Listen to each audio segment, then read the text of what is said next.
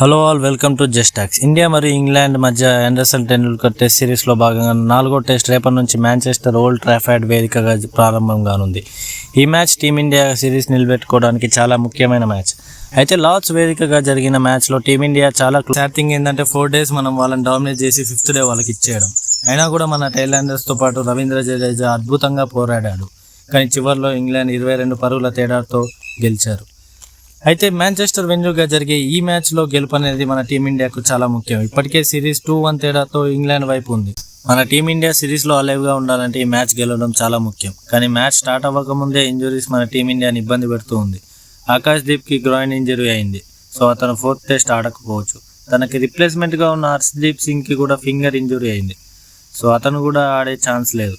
And అలాగే మన main wicket batsmen Rishabh పంత్కి కూడా ఫింగర్ ఇంజరీ అయింది. దాంతో తను 4th టెస్ట్ సెకండ్ ఇన్నింగ్స్లో వికెట్ కీపింగ్ చేయలేకపోయాడు. అలాగే బ్యాటింగ్ కూడా సరిగ్గా చేయలేదు. సో తను ఈ 4th టెస్ట్లో ఒక స్పెషలిస్ట్ బ్యాట్స్మెన్గా ఆడే ఛాన్స్ ఉంది. అండ్ ధ్రువ్ జురేల్కి కూడా ఒక అవకాశం లభించేలాగా కనిపిస్తుంది. And more over series defining factor కాబట్టి జస్ప్రీత్ బుమ్రా ఈ 4th టెస్ట్లో ఖచ్చితంగా ఆడతాడని అనిపిస్తుంది. అండ్ మొహమ్మద్ సిరాజ్ కూడా అదే చెప్పాడు. ఎందుకంటే 4th టెస్ట్ ఒకవేళ మన టీమిండియా ఓడిపోతే 5th టెస్ట్ ఆడి కూడా ప్రయోజనం లేదు కాబట్టి తను ఈ 4th టెస్ట్ ఖచ్చితంగా ఆడతాడని అనిపిస్తుంది.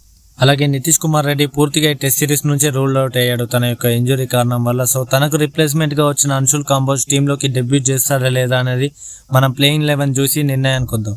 సో ఫస్ట్గా ఓపెనర్స్గా కేఎల్ రాహుల్ మరియు యశస్వి జైస్వాల్ బరిలోకి దిగుతారు. నెంబర్ 3 స్పాట్లో మనం ఒక గ్యాంబుల్ తీసుకొని వాషింగ్టన్ సుందర్ని పుష్ చేయాలని నా ఒపీనియన్.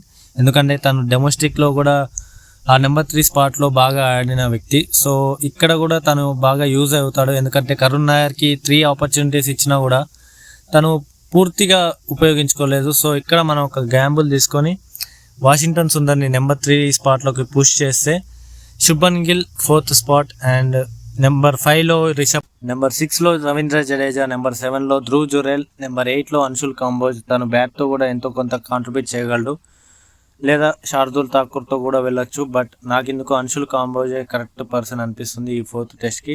అండ్ నెంబర్ 9లో కుల్దీప్ యాదవ్, నెంబర్ 10లో జస్ప్రీత్ బుమ్రా, నెంబర్ 11లో మొహమ్మద్ సిరాజ్. సో ఇది నా ప్లేయింగ్ 11. ఇక్కడ మనం చూసుకున్నట్టయితే మనం ఇక్కడ 2 గ్యాంబుల్స్ తీసుకున్నాం నా ప్లేయింగ్ 11 ప్రకారం. ఫస్ట్ గ్యాంబుల్ వచ్చేసి వాషింగ్టన్ సుందర్ని నెంబర్ 3 స్పాట్లో ఆడించడం. అండ్ సెకండ్ గ్యాంబుల్ వచ్చేసి ఈవెన్ దో మన దగ్గర 2 ఆఫ్ స్పిన్నర్స్ ఉన్నా కూడా ఒక వ్రిస్ట్ స్పిన్నర్, ఒక స్పెషలిస్ట్ స్పిన్నర్ కోసం మనం కుల్దీప్ యాదవ్ వైపు వెళ్ళాం. సో కుల్దీప్ యాదవ్ ఒక మ్యాచ్ ప్రోగ్రెస్ అయ్యే కొద్దీ మనకు Day 4, Day 5లో తను బాగా యూజ్ అవుతాడు. అండ్ మోర్ ఓవర్ ఈ వెన్యూలో ఇప్పటి వరకు 85 టెస్ట్ మ్యాచెస్ జరిగాయి. అందులో ఫస్ట్ బ్యాటింగ్ చేసిన టీమ్స్ 32 టైమ్స్ గెలవగా సెకండ్ టైం బ్యాటింగ్ చేసిన టీమ్స్ కేవలం 17 టైమ్సే గెలిచాయి. మిగతా 36 మ్యాచెస్ డ్రాగా ముగిశాయి. సో టాస్ అనేది పెద్ద ఫ్యాక్టర్ అయ్యే ఛాన్స్ ఉంది, కానీ నాకెందుకో టాస్ అనేది పెద్ద ఫ్యాక్టర్ కాకపోవచ్చు ఈ మ్యాచ్కి సంబంధించి.